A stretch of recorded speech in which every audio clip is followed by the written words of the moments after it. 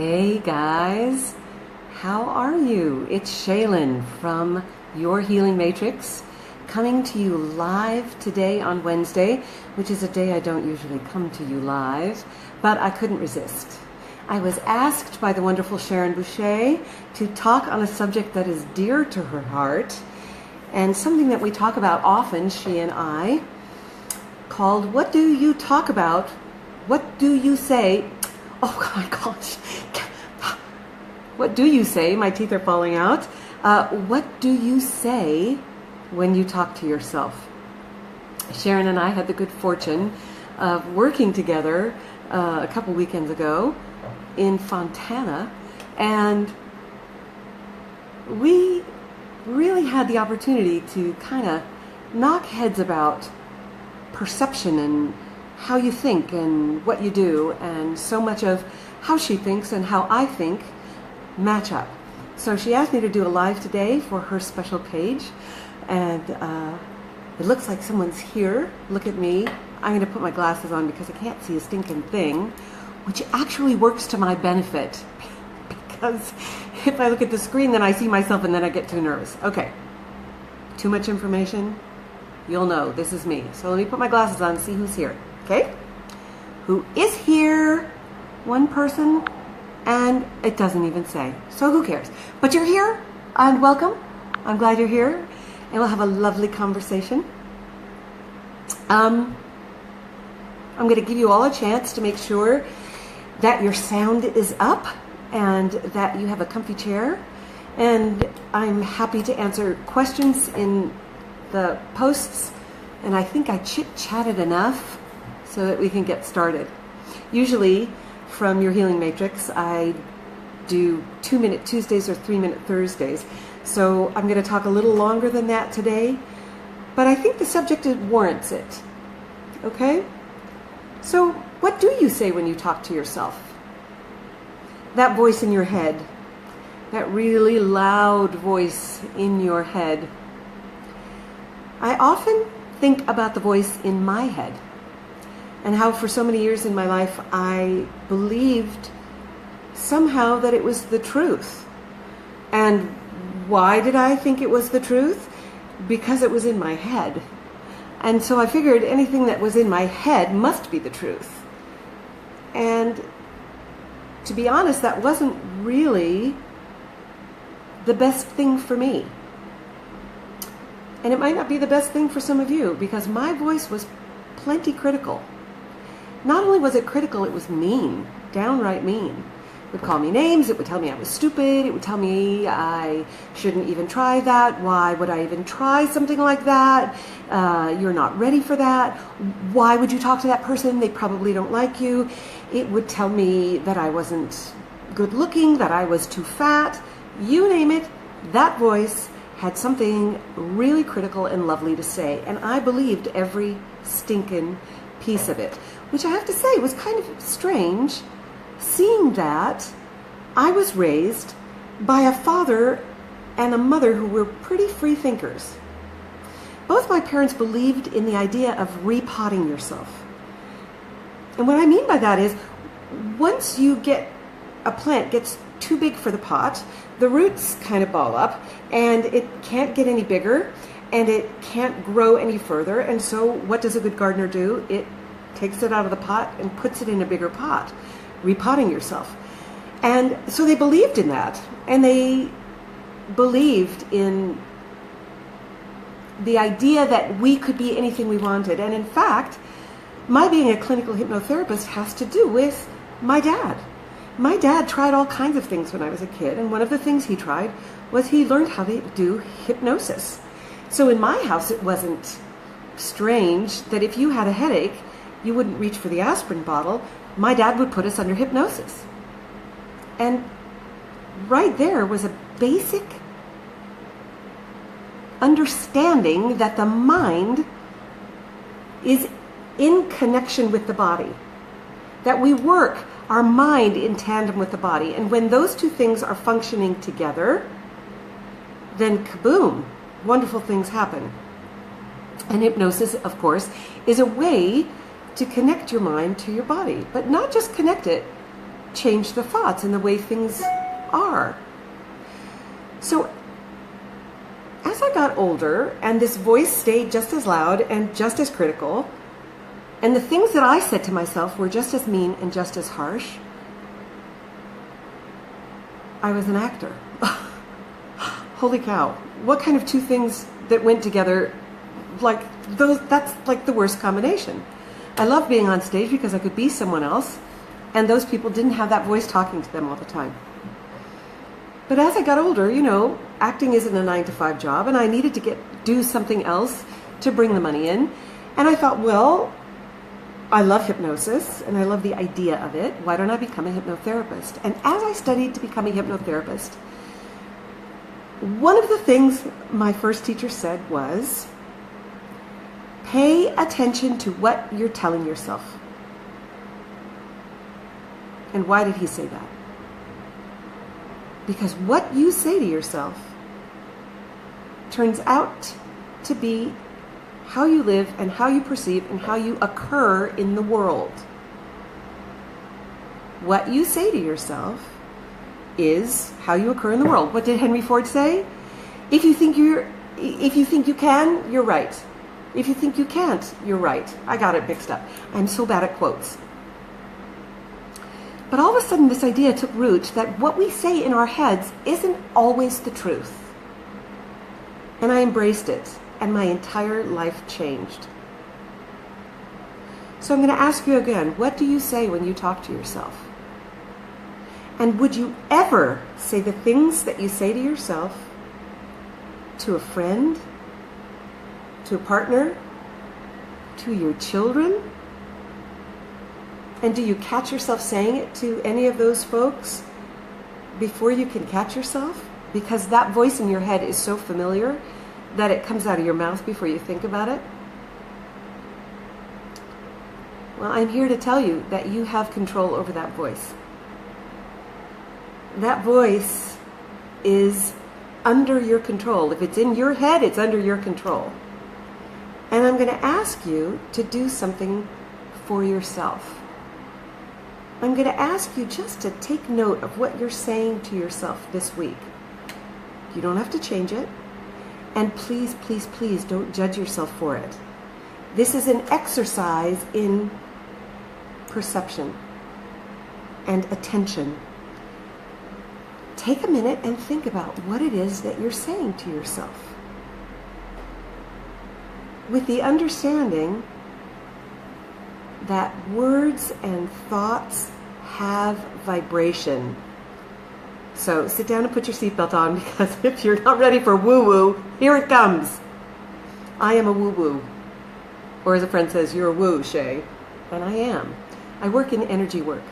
And what that means is, I believe, I know to be true, and science tells us that we live in this vast pool of energy, right?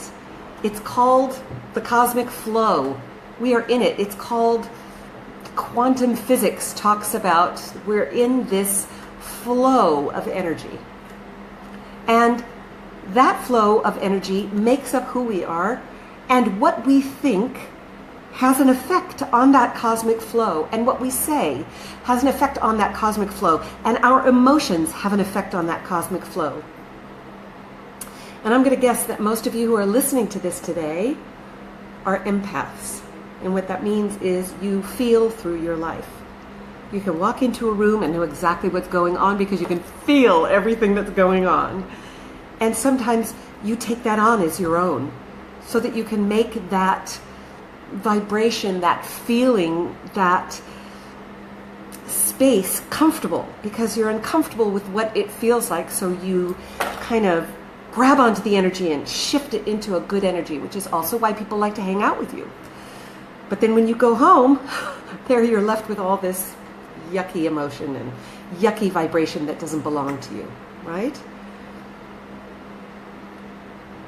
What we think and what we feel is how we create our lives.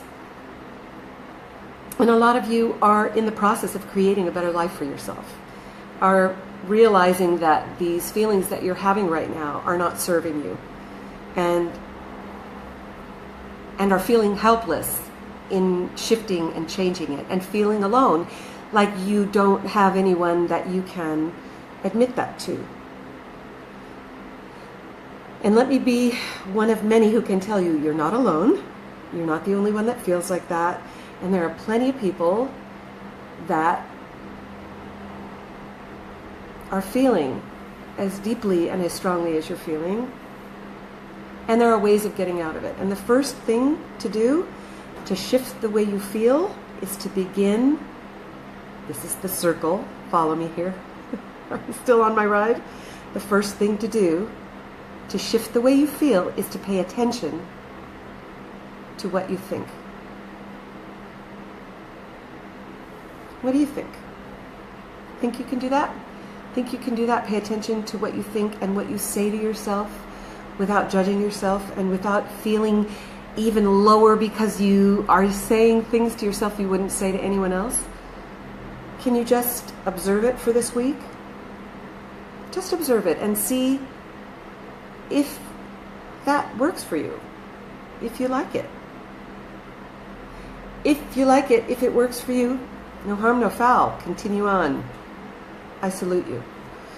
But if the things that you're saying don't feel good, and connect then into your life and make you live a life of not feeling good, then the observation of these thoughts is the first step. And I'm going to give you a couple more steps, fast steps, that you can do. Okay? Observe is the first step. Once you observe it, that's a big thing. The second thing is not judging yourself. Let yourself just observe it and understand whether it works for you or doesn't work for you. You don't get to shame yourself. You don't get to feel bad about it. You just get to use it as information. That's what we're looking at here, just information. Okay? And you're already here in a group, some of you, who have people supporting them who know how you're feeling and are also in the process of shifting and changing the way they think, the way they feel, which then, of course, affects your life. So the next thing you're going to do is you're going to unplug. You're going to reboot. What happens when something isn't working right in your life? Your phone, your computer, you can't get something to work on the TV. What do they tell you to do? Your router isn't bringing in the internet. What do they tell you to do? First thing, unplug it and then plug it back in. So that's a really big step. And what I mean by unplugging is stop. Stop. Give yourself a minute. Give yourself a minute. A clear, open, easy minute where you're not doing for anyone else, where you're not thinking about anyone else, where you're not running from one place to another. Even if you have to go into the bathroom and close the door and take 3 minutes to yourself, that's the unplug I'm talking about. And when you plug yourself back in, plug in on a different station. Plug in on a station that says, I'm doing the best I can.